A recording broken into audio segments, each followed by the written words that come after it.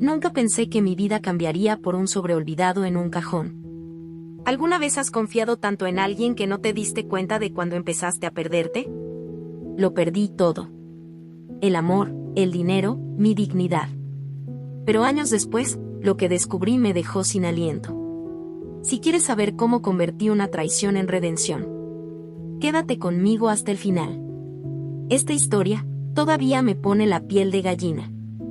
Llegó a mi vida un día en que todo parecía desmoronarse, y lo recuerdo como si fuera ayer.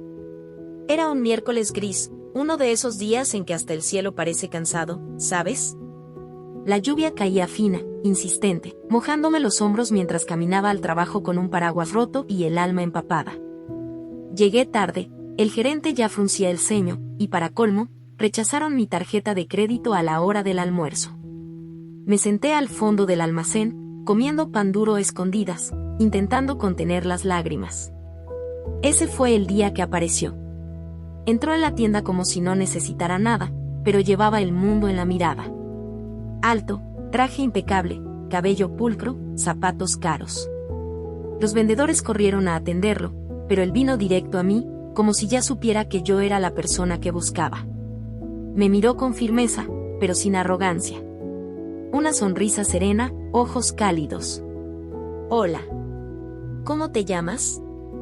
Y mi corazón, que hasta entonces solo sabía latir para sobrevivir, se detuvo un segundo. Dije mi nombre en voz baja y él lo repitió en voz alta, como si saboreara la palabra. Después de eso, todo pareció convertirse en una película. En los días siguientes, regresó varias veces. Siempre con una excusa tonta, una camisa nueva, un regalo para su sobrino, un perfume que ya tenía, pero yo lo sabía. No venía por los productos. Venía por mí. Y cada vez que volvía, traía consigo un poco de luz. Me hacía reír, me preguntaba por mi vida, escuchaba mis historias como si fueran importantes. Me llevó a almorzar a un restaurante donde el menú era invaluable. Me escondí detrás de mi copa de vino, riendo nerviosamente. Habló del negocio familiar, de cómo su padre le había dejado todo en un testamento complicado, pero que lo había administrado bien. Dijo que ahora vivía de inversiones, que tenía unos ingresos cómodos, que ya no se preocupaba por su salario porque su dinero trabajaba para él. Quiero una vida sencilla, con alguien que me mire a los ojos y no a mi cuenta bancaria, dijo una vez, y me enamoré enseguida. Como ni siquiera tenía cuenta bancaria, apenas sabía lo que era la riqueza, y a él no parecía importarle nada. Él me veía. Me deseaba. Y yo, necesitaba con ansias ser elegida. 3 meses después, ya vivía con él. El apartamento era precioso, en el centro, con ventanales y muebles que solo había visto en revistas. Me hacía regalos, escapadas de fin de semana y cenas que ni siquiera sabía cómo comer. Me pidió que no trabajara más. Ya has corrido demasiado por la vida. Ahora déjame encargarme yo. Y lo dejé. Porque era bueno. Porque era dulce. Porque era lo que siempre había soñado. Dijo que la cuenta conjunta era solo una formalidad, que así podríamos administrar mejor los gastos de la casa, que todo era nuestro, y allí, entre besos y promesas, le entregué mis contraseñas, mis extractos, mi libertad. Al principio, parecía amor. Pero con el tiempo, empezaron los silencios. Los viajes que hacía sin avisar. Las reuniones que duraban toda la noche. Las miradas frías que me lanzaba cuando le preguntaba algo sobre su negocio. O no lo entenderías, cariño. Es un asunto de abogados, contratos, impuestos, intereses, déjame solucionarlo. Y lo hice. Pero dentro de mí, algo empezaba a romperse poco a poco. Porque el hombre que me había hablado de montar un negocio juntos ahora me trataba como a una invitada. Y yo, que antes había estado presente en cada aspecto de su vida, me convertí en una sombra en el pasillo de nuestra casa. Una vez, dejó su extracto bancario sobre la mesa. Cuando miré, mi nombre no aparecía por ningún lado. La cuenta conjunta estaba en uso, sí, pero todo lo que se depositaba allí provenía de mi antiguo fondo de garantía, de mis ahorros. Él lo movía, pero tenía el control total. Es más, descubrí que la empresa que decía haber heredado en realidad estaba registrada a nombre de un testaferro, y las ganancias desaparecieron en transferencias misteriosas. Lo confronté. Se rió. Te estás imaginando cosas. No entiendes cómo funciona un holding. ¿Vas a confiar más en lo que lees en un papel que en mí? Y ahí, por primera vez, sentí miedo. Pero aún lo amaba. Me aferraba a los recuerdos, a las promesas, a los buenos momentos. Porque admitir que no era quien decía ser, era admitir que me habían engañado, utilizado, embaucado. Y eso dolía más que cualquier traición. Pero el mayor dolor estaba por llegar. La caída. La humillación. El abandono. Y todo empezó allí. Con una hermosa sonrisa en una tienda normal, en una tarde lluviosa, donde pensé que me estaban eligiendo. Pero en realidad, me estaban capturando. Al principio, era como vivir en un sueño. Despertar con el aroma de su café, escuchar música francesa sonando suavemente por la casa, caminar de la mano como si el mundo exterior no existiera. Pasaba los días organizando los pequeños detalles de la casa, decorando el apartamento con flores frescas, eligiendo recetas para sorprenderlo por la noche. Decía que le encantaba llegar a casa y verme así, relajada, feliz, cuidando de nuestro hogar. Te lo mereces, mi amor. Por fin alguien te trata como siempre te has merecido. Pero poco a poco, como una brisa que se transforma en vendaval sin previo aviso, el tono cambió. Primero fueron las llamadas en mitad de la noche, las sonrisas forzadas al colgar. Luego vinieron los viajes de trabajo, siempre con prisas, con las maletas preparadas antes siquiera de avisarme. Empecé a notar que evitaba hablar del futuro, ya no sacaba el tema de los hijos ni de abrir un negocio juntos como habíamos soñado. Le pregunté una vez, con cuidado, y respondió secamente, ¿quieres arruinar lo que tenemos ahora exigiendo algo? Guardé silencio. Y empecé a tragarme mis sentimientos como quien traga veneno. Las finanzas también empezaron a pesarme. Incluso sin trabajar, me pedía ayuda con las tareas del hogar. Pagaba facturas pequeñas, compraba comida, tomaba prestado lo que quedaba de mi antigua cuenta de ahorros para cubrir una inversión que pronto daría ganancias. Siempre era así, decía que el dinero volvería, que el negocio de la semana generaría millones. Pero pasaban los meses y no recuperaba nada. Intenté controlar mis gastos, pero él se reía de mí. Tienes que dejar de pensar como una persona pobre. El dinero está para circular. Y yo, que nunca había tenido mucho, pensé que quizá tenía razón. Un día, mientras revolvía los cajones de su oficina, esos que, según él, podía usar a voluntad, pero que siempre estaban cerrados, encontré una carpeta con papeles. Contratos, transferencias, documentos con nombres de personas que no conocía. Uno de ellos me llamó la atención, era un poder notarial. En él, le daba plena autoridad a una mujer para operar una cuenta bancaria que, hasta entonces, desconocía. Mi nombre no aparecía.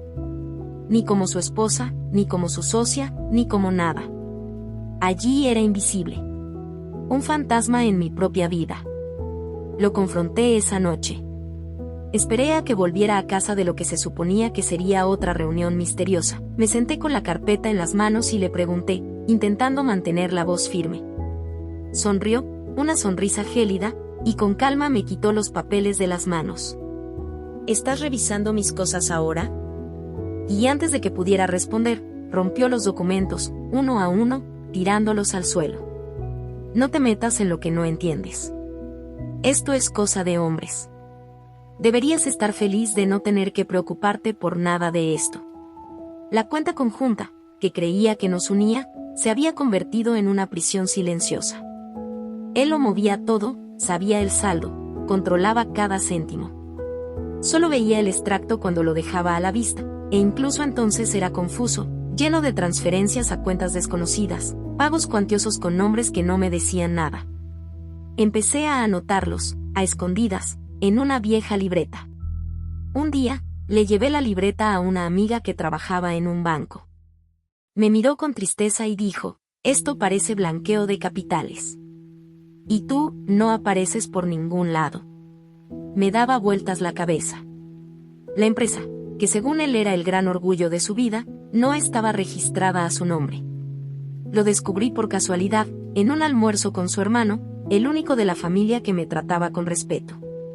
Dijo que su padre le había dejado la empresa a un primo porque sospechaba que su hijo mayor, mi socio, no sabría cómo administrarla. Él nunca lo aceptó, insistía en que la empresa debía ser suya.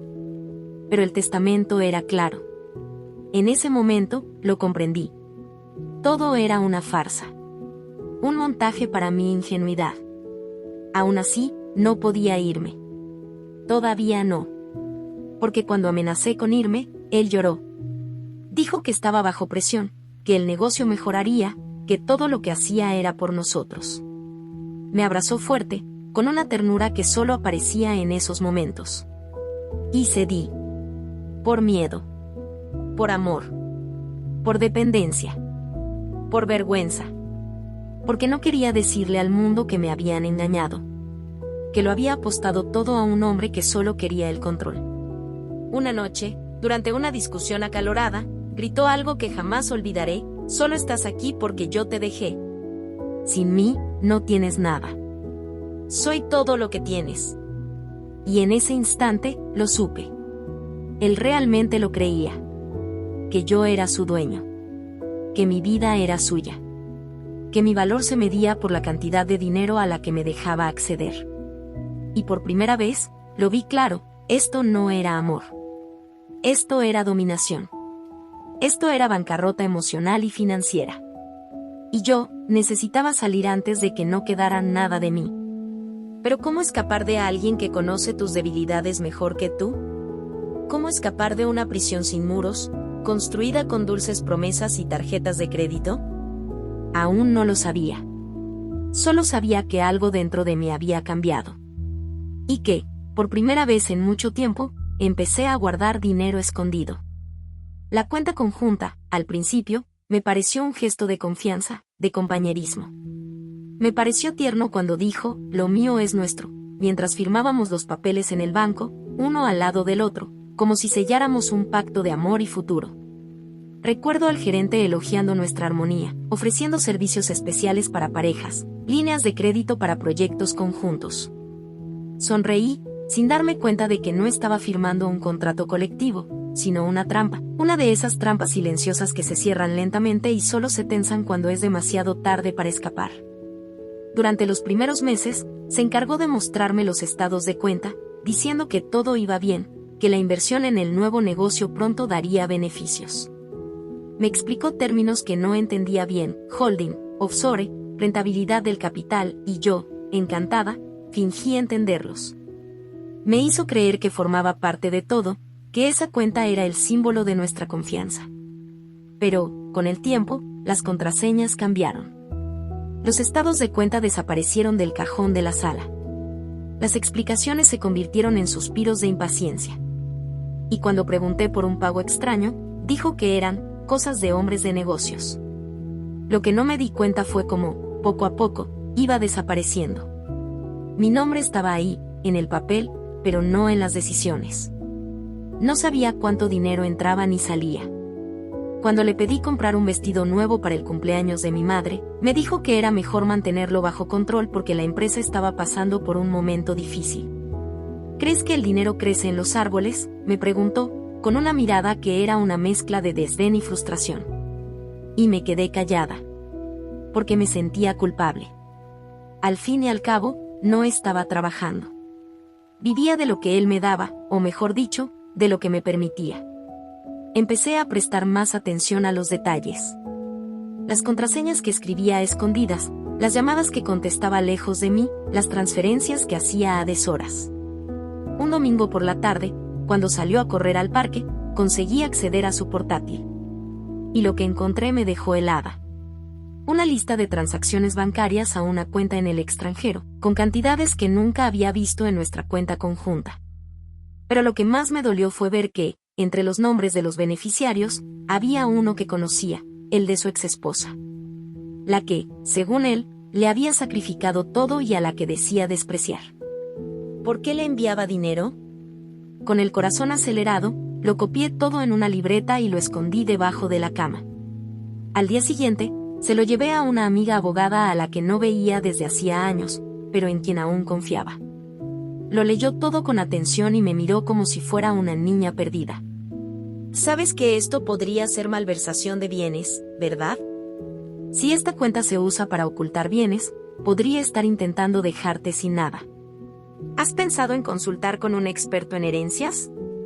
Y entonces lo comprendí. La cuenta conjunta no era un símbolo de amor. Era un canal a través del cual me destrozaba el futuro. Empecé a ahorrar dinero en sobres pequeños escondidos en libros viejos. Cada vez que me daba dinero, apartaba una parte. 20 por aquí, 50 por allá. Incluso ahorraba monedas. Vendí mi ropa por internet, sin que él lo supiera. Abrí una cuenta de ahorros a mi nombre, en otro banco, con un apellido de soltera que ya no recordaba. Era pequeña, casi insignificante, pero era mía. Fue mi primer intento de recuperar el control de mi vida. Y fue durante este periodo que descubrí algo aún más cruel.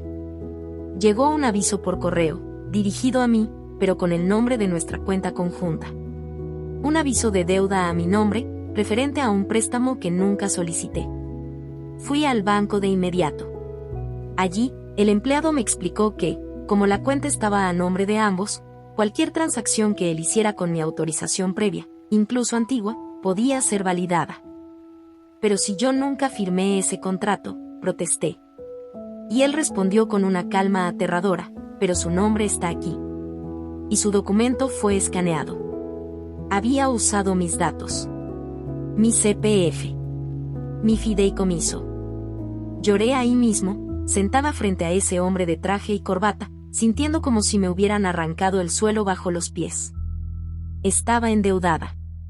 Y ni siquiera lo sabía. Él usó mi firma como escudo, como puente para salir adelante con sus negocios turbios sin quemarse. Y yo era la tutora legal. Cuando llegué a casa esa noche, me esperaba con vino y velas. Me dijo que lamentaba haber sido tan duro conmigo los últimos días, que quería que nos fuéramos de viaje, que necesitaba respirar. Lo miré en silencio, fingiendo aceptarlo, fingiendo que aún creía. Pero por dentro, algo ya había muerto. Fue esa noche que decidí irme. No físicamente, todavía. Pero sí emocionalmente. Era el principio del fin. Y sabía que, aunque me dejara sin nada, aún me tenía a mí misma. Y el coraje que nació allí era más valioso que cualquier fortuna. Todo se desmoronó un lunes frío. No hubo aviso, ninguna pelea previa, ni siquiera una mirada diferente. Solo vacío. Desperté y él no estaba. La cama aún conservaba el calor de su cuerpo, pero la casa ya no tenía su presencia. Al principio, pensé que se había ido temprano, quizá a una reunión urgente. Pero cuando fui a la cocina y vi que su llave no estaba en la encimera, sentí un escalofrío. Abrí el armario y su ropa había desaparecido. Ninguna nota. Ningún mensaje. Ninguna explicación. Solo el eco del abandono. Corrí a la cuenta conjunta. Accedí con la contraseña anterior, él nunca la había cambiado. Y lo que vi me desplomó, el saldo estaba en cero. Todos los fondos habían sido transferidos, incluyendo los últimos depósitos que había hecho para cubrir nuestro viaje. Los ahorros que había empezado a acumular, pequeños pero valiosos, seguían intactos. Era el único dinero que tenía en el mundo. Sentí una mezcla de pánico y alivio. Alivio por haber tenido el instinto de ocultar algo. Pero el pánico era mayor. Cogí el teléfono. Llamé, envié un mensaje, revisé sus contactos. Nada. La línea estaba activa, pero no contestaba. Llamé a la oficina donde decía trabajar. Esa empresa ya no existe, señora, me dijeron. Fui a la dirección del supuesto holding que siempre mencionaba con tanto orgullo. El cartel estaba cubierto de polvo. El portero me dijo que hacía meses que no veía a nadie allí. Todo era mentira. Llegué a casa y me senté en el suelo de la sala, abrazándome las rodillas. No podía pagar el alquiler de ese apartamento. No podía pagar las facturas. La luz, el internet, la cuota del condominio. Todo estaba a su nombre. Incluso la deuda que dejó a mi nombre por el préstamo de la cuenta conjunta. Y en ese momento, lo que sentí fue más que tristeza. Fue vergüenza. Vergüenza por haber creído. Por haber confiado. Por haber amado. No salí del apartamento en días. Los vecinos empezaron a hablar. Sentía sus miradas tras la puerta. El administrador del edificio vino a decirme que la factura del condominio estaba atrasada. Antes pagaba a tiempo, pero ya han pasado 3 meses. Y entonces descubrí que llevaba tiempo planeando irse antes de que yo me diera cuenta. La bancarrota emocional ya había empezado hacía tiempo. Y ahora, también era financiera. Empecé a vender todo lo que pude. Los electrodomésticos, los muebles, la ropa que le quedaba, los zapatos caros que me había regalado. Lo llevé todo a una tienda de segunda mano. Y es para empezar de nuevo, dije. Pero por dentro, sentía que era el fin. El dinero apenas alcanzaba para pagar el alquiler de una habitación diminuta en la parte trasera de una casa en otro barrio, lejos de todo lo que conocía. Era un lugar húmedo, sin ventanas decentes, y el ruido de mis vecinos atravesaba las paredes. Pero era mío. Y allí, por primera vez en mucho tiempo, pude dormir sin miedo. Fui al banco con mi carpeta y mi libreta donde había anotado todas las transacciones sospechosas. Le conté todo al gerente. Me miró con compasión y llamó al departamento legal. Necesita un abogado, me dijeron. Y esta situación es más grave de lo que parece.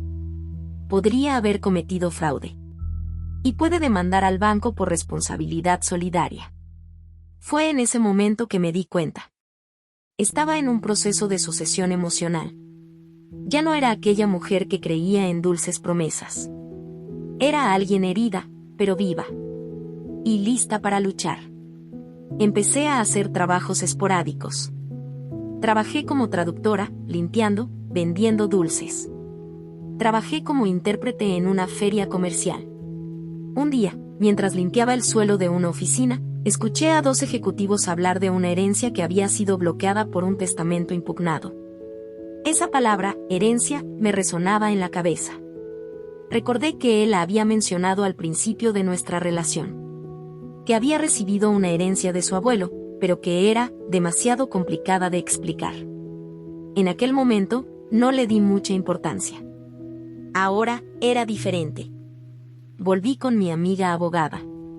Le contamos toda la historia, con todo detalle. Me pidió unos días. Cuando me devolvió la llamada, le temblaba la voz, no te lo vas a creer.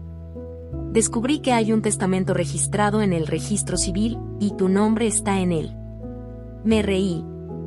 Reí nerviosamente. Con incredulidad. ¿Qué quieres decir? Su abuelo le dejó parte de la herencia a su esposa de entonces.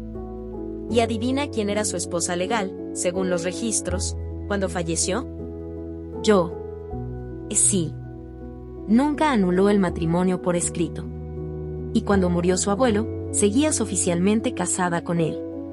El testamento dice que la esposa del nieto tendría derecho a una parte, si él estaba casado en el momento de la lectura. Y su abogado intentó ocultarlo. Me quedé en silencio unos segundos.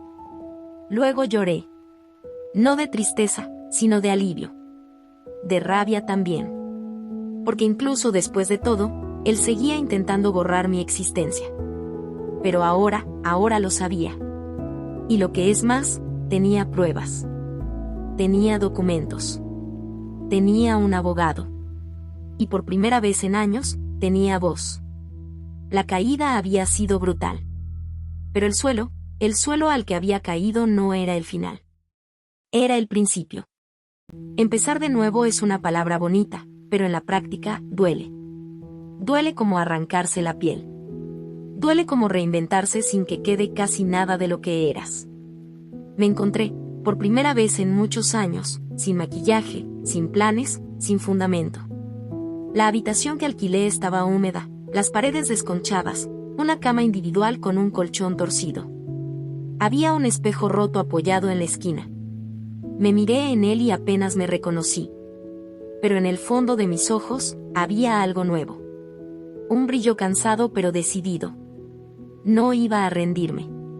Lo primero que hice fue buscar una ONG que ayudara a mujeres en situación de vulnerabilidad. Me senté con una trabajadora social y le conté mi historia. Me escuchó con paciencia y, al final, me dijo, no estás sola. La diferencia es que buscaste ayuda.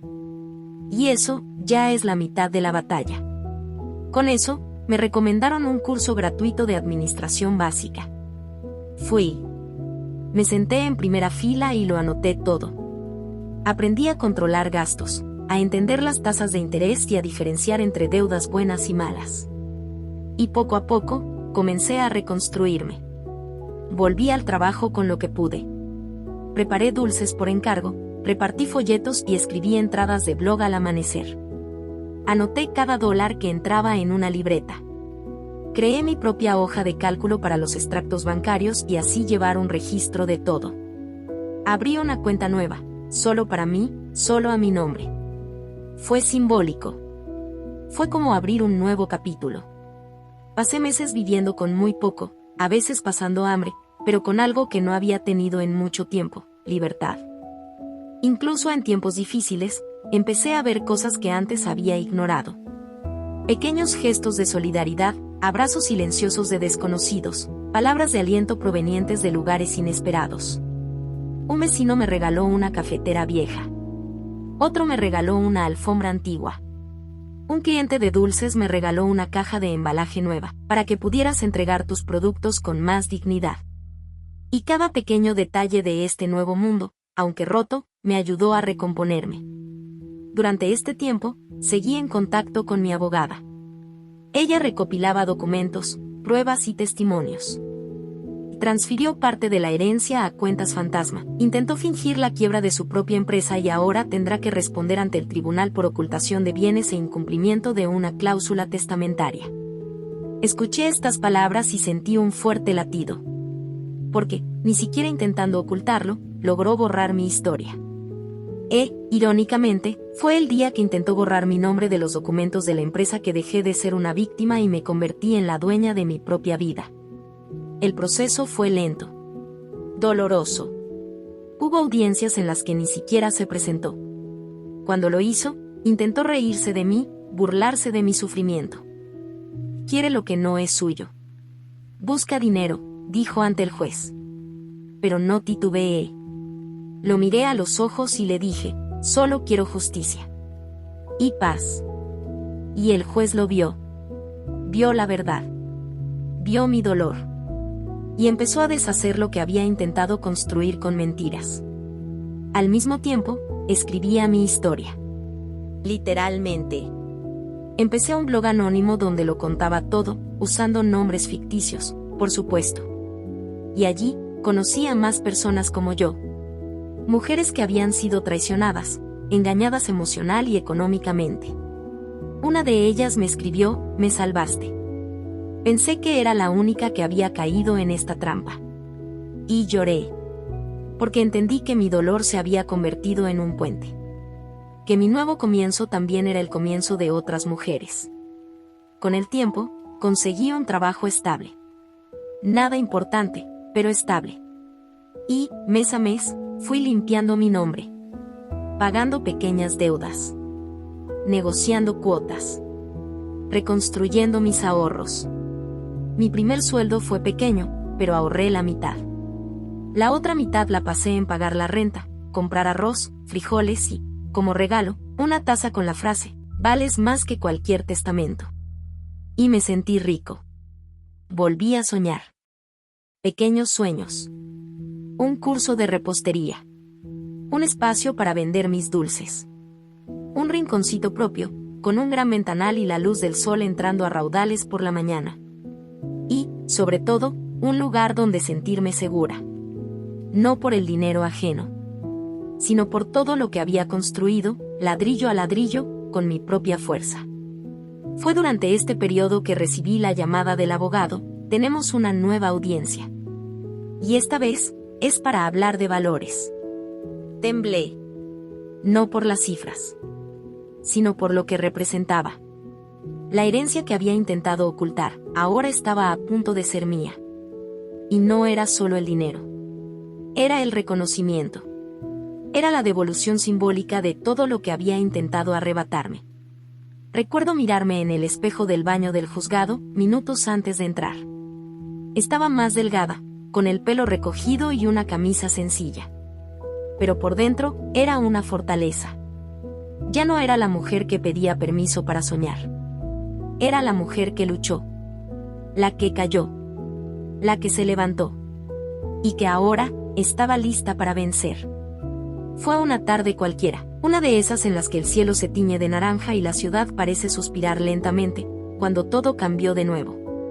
Estaba organizando unas cajas viejas, esas que guardamos sin atrevernos a abrir, apiladas en el fondo del armario del pequeño apartamento que alquilé tras dejar el infierno que era mi antigua vida. Entre fotos amarillentas, cartas que nunca envié y recibos que ni siquiera recordaba, encontré un sobre grueso y arrugado con mi nombre escrito a mano, con su letra. Me quedé allí unos segundos, con el corazón latiéndome con fuerza como si el tiempo hubiera retrocedido. Pensé en tirarlo. Pensé en romperlo sin leerlo. Pero algo dentro de mí me hizo sentarme en el suelo y abrirlo. Dentro, encontré una larga carta, escrita en papel de oficina, y detrás, copias de documentos. Me costó un rato comprender lo que leía. Era como si el pasado me gritara en voz baja. Palabras frías, pero que revelaban todo lo que había intentado ocultar. En la carta, decía que si algo le pasaba, debía consultar con cierto abogado. Que había algo registrado a mi nombre como precaución. Y que, por mucho que se hubiera deteriorado nuestra relación, quería asegurarse de que no quedara desamparada. La frialdad con la que escribía me repugnaba. Porque no era amor. Era culpa. O miedo. Tal vez un atisbo de conciencia intentando salvarse.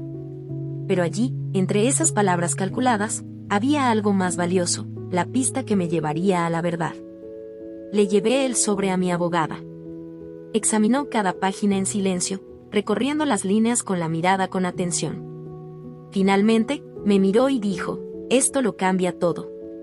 Sabía que no podía ocultar esta herencia. Y dejó pruebas. ¿Pero por qué ocultarla si estaba a mi nombre? Porque si nunca lo supieras, él mantendría el control. Y podría usar esta fortuna como moneda de cambio, como chantaje emocional.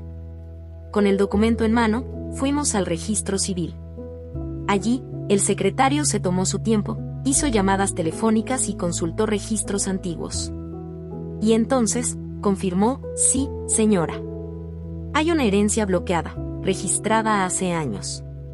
Un proceso sucesorio que no se completó por completo.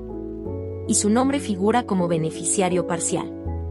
Lo que intentó ocultar fue una fortuna que heredó de su abuelo.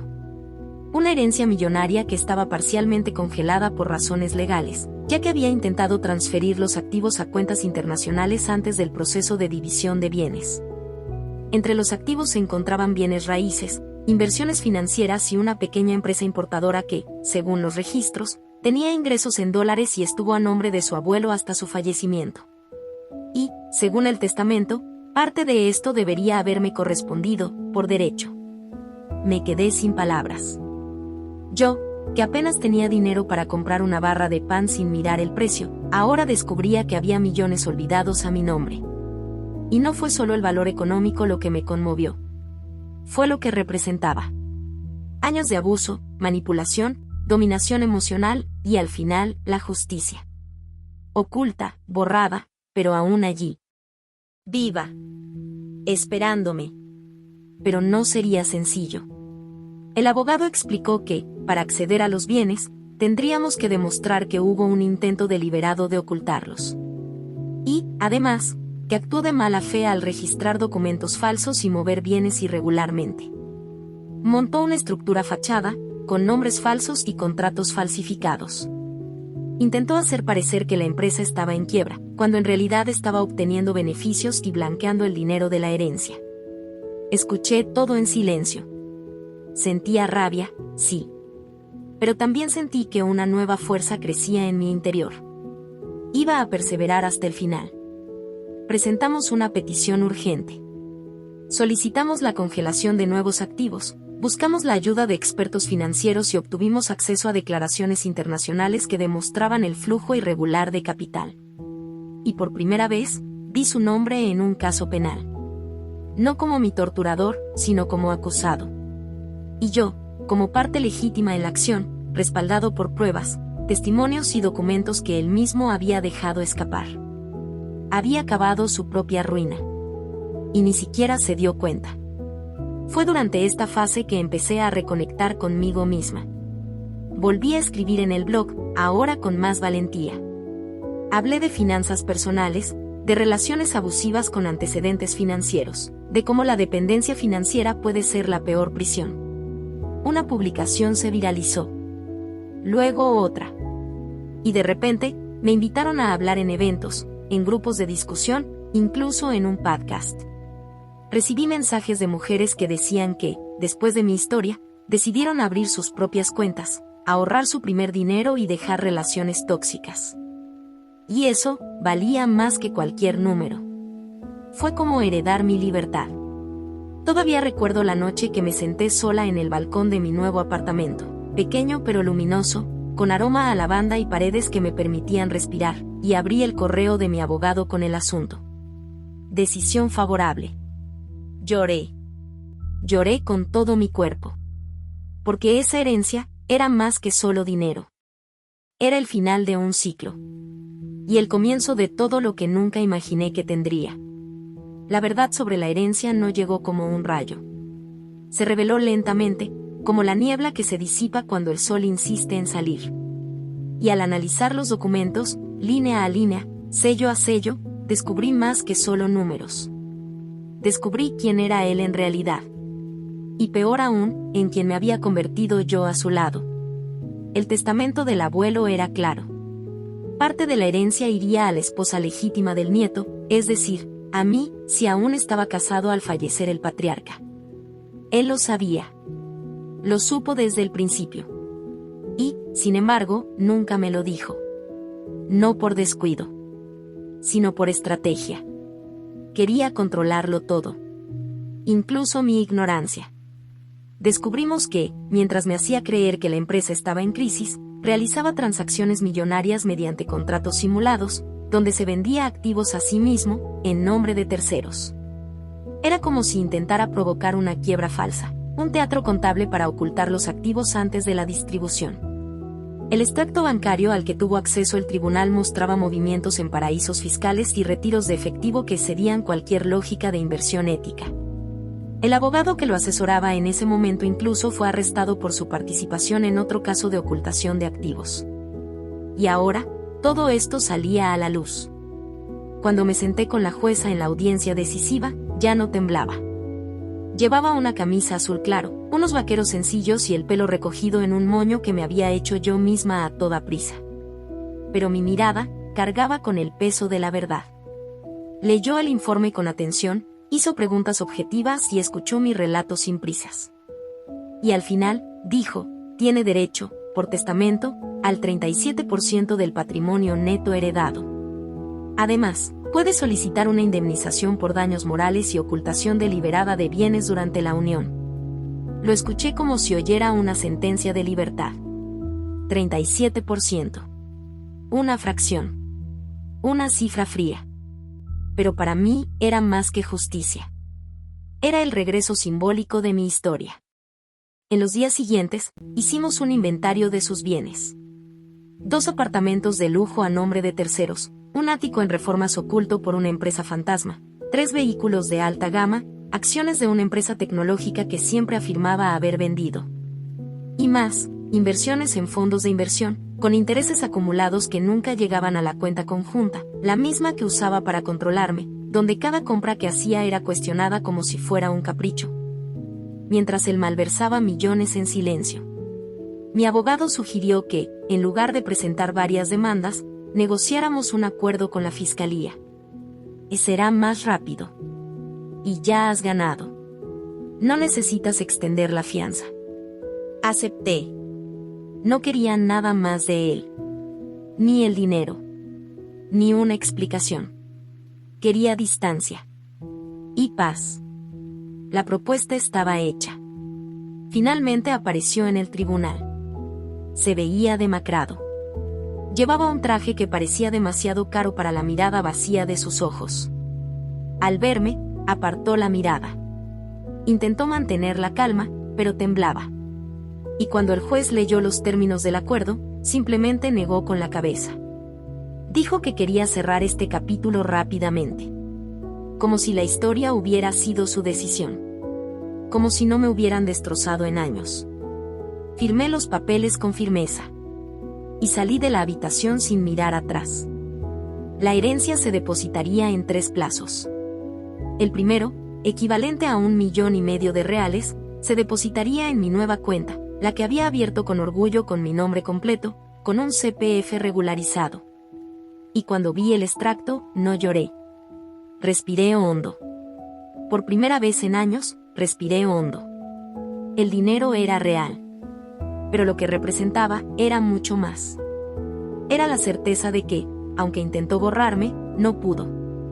Aunque intentó ocultar la herencia, el testamento, los bienes, aunque intentó empujarme a un oscuro pozo de dependencia emocional y financiera, la verdad triunfó. Y yo, que había sido traicionada, manipulada, utilizada, ahora era la heredera. No solo de la fortuna, sino de mi propia vida. Utilicé parte del dinero para montar mi propio pequeño negocio. Una panadería especializada en dulces artesanales, inspirada en recetas de mi infancia. La llamé Libertad de Libertad. Porque eso es lo que heredé, al final. La libertad de elegir. De empezar de nuevo. De escribir mi historia sin miedo. Invertí en mí. Tomé cursos, volví a estudiar psicología por las noches, contraté a mujeres que también estaban empezando de cero. Gasté cada centavo sabiamente. Irónicamente, fue cuando me hice rico que finalmente comprendí el verdadero valor del dinero. No es el lujo. No es el poder. Es lo que puedes construir con él. Hoy, camino con la frente en alto. Y cuando alguien me pregunta cómo logré superarlo, sonrío y respondo, fue el día de la división de bienes que descubrí quién era realmente. Pero fue cuando recibí la herencia, que descubrí quién siempre fui. Pensé que, después de todo, ya no sentiría nada por él. Ni rabia, ni dolor, ni pena. Pero cuando entré en la sala y lo vi sentado, con el rostro abatido, rodeado de abogados, algo dentro de mí tembló. No era amor ni odio. Era algo más profundo. Era el vívido recuerdo de todo lo que me arrebató y de lo que yo había recuperado. Y allí, cara a cara, sin nadie a quien mentir, sin máscaras ni promesas, me di cuenta de que era libre. La sala olía a papel viejo y silencio. El juez, serio, ya conocía el caso. Los registros estaban repletos de pruebas, transferencias sospechosas, contratos falsificados, extractos bancarios que demostraban cómo vació la cuenta conjunta días antes de desaparecer. Testamentos ignorados, intentos de fingir la quiebra de la empresa para eludir obligaciones legales. Era una maraña de documentos que, en conjunto, contaban una historia de abusos con exquisita frialdad. Y aún así, seguía intentando negarlo. Dijo que todo había sido un malentendido. Que las cuentas estaban a nombre de otra persona por motivos fiscales. Que nunca tuvo intención de perjudicarme. Pero el juez fue claro, los hechos apuntan a un acto deliberado de ocultación de bienes. Es más, hay indicios de intento de fraude en la herencia. Tragó saliva con dificultad. Y me miró. Por primera vez, sin arrogancia. Sin esa sonrisa segura que siempre tenía. Fue como si finalmente supiera que había perdido. Me llamaron a declarar.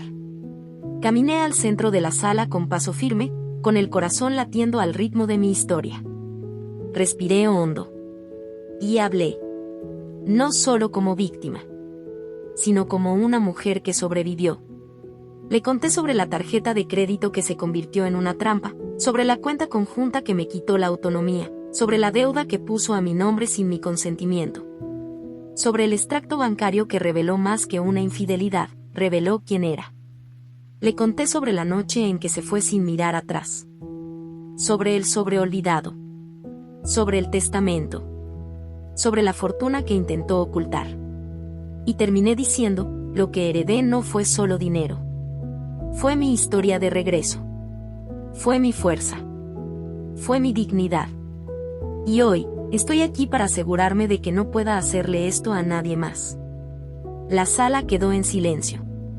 Incluso su abogado pareció tragar saliva.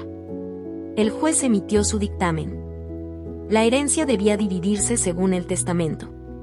Los bienes restantes adquiridos durante la unión se repartirían legalmente. Sería procesado por intento de fraude y falsedad ideológica. Además, la deuda a mi nombre sería cancelada. Le engañaron. Y la responsabilidad recae exclusivamente sobre el demandado. No celebré. No me levanté de la silla eufórico. Simplemente cerré los ojos y respiré hondo.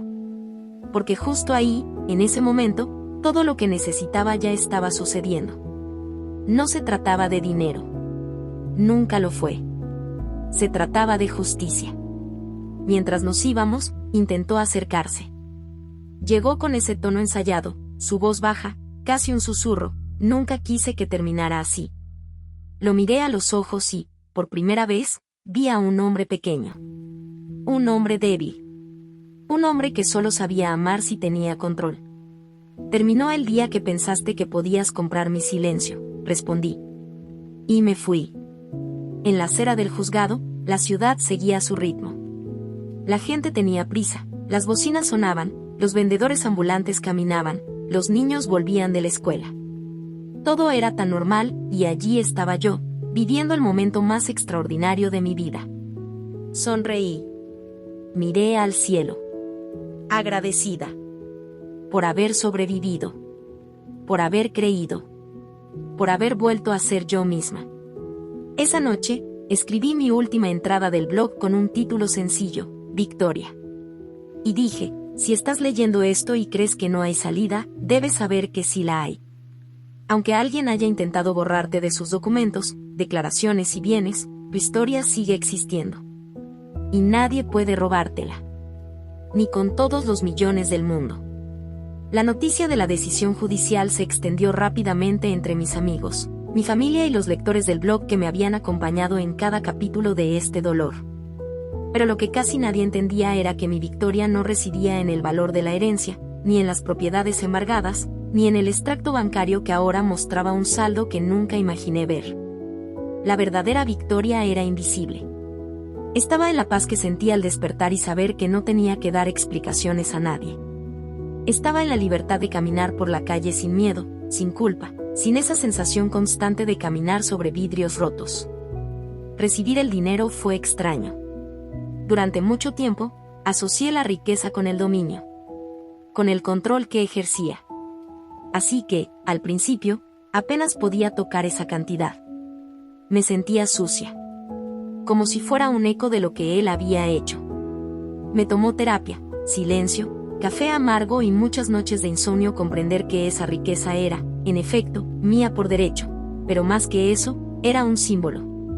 Era la respuesta de la vida, no estabas loca. Te engañaron. Pero ahora, estás a salvo. Empecé a pensar diferente. A planificar. Y, más que nunca, a invertir con propósito. Tomé parte de mi herencia y la invertí en un fondo de impacto social. Quería que el dinero proveniente de un pasado tan doloroso generara cosas buenas. Financiaba cursos para mujeres en situación vulnerable, pagaba becas, compraba materiales para una escuela pública en el barrio donde crecí. Y cada recibo, cada factura, cada centavo, me devolvía algo que él nunca logró arrebatarme, dignidad. Compré un apartamento pequeño y luminoso con balcón y una pared llena de libros. Me aseguré de poner mi nombre en la escritura, en letras grandes. Sin cuentas conjuntas, sin intermediarios, sin negocios a nombre de otros. Solo yo. Solo mi firma. Y cuando recibí la escritura en mis manos, lloré. Porque esa llave era más que una puerta. Era la certeza de que nunca más dormiría en una casa donde mi valor dependiera de alguien más. Abrí la panadería con el nombre de Liberdade. El mismo nombre que había escrito en una servilleta meses antes, cuando aún vendía dulces en los semáforos. La fachada era sencilla pero encantadora. Todas las recetas eran de mi abuela. El eslogan: dulces que curan. Y de verdad que curaban. Cada cliente que entraba no solo se llevaba un trozo de pastel, sino un trocito de mi historia. Y muchos volvían. Algunos a comer. Otros a conversar. Y algunos a empezar de nuevo. Un día, recibí a una mujer con los ojos hundidos y la voz temblorosa. Leí tu historia. Abrí mi propia cuenta. Salí de casa hoy. Tengo miedo. La abracé. Y en ese momento, comprendí que mi victoria no era solo mía. Se multiplicaba. Crecía. Se convertía en luz en otras vidas. Y eso, ningún número podría calcularlo. Tuve que reaprender a confiar. En mí. En los demás. Con el tiempo. Y poco a poco, dejé que las heridas sanaran. Sin prisa. Sino con respeto. Porque cada cicatriz era un recuerdo.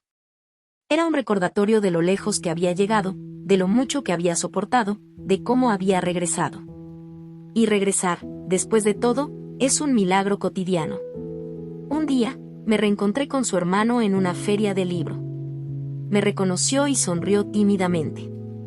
He oído que ganaste, felicidades. La verdad siempre sale a la luz, ¿verdad? Asentí. No necesité decir nada. Porque en ese momento, ya no había dolor. Ni resentimiento. Era una mujer completa que enfrentaba un pasado resuelto. Las ganancias de la panadería empezaron a crecer. Contraté a 2 empleados. Luego a 3. Abrí una segunda tienda. Y cuando fui al banco a firmar la liberación de una inversión, el gerente me miró con respeto. Tienes una salud financiera admirable, ¿lo sabes?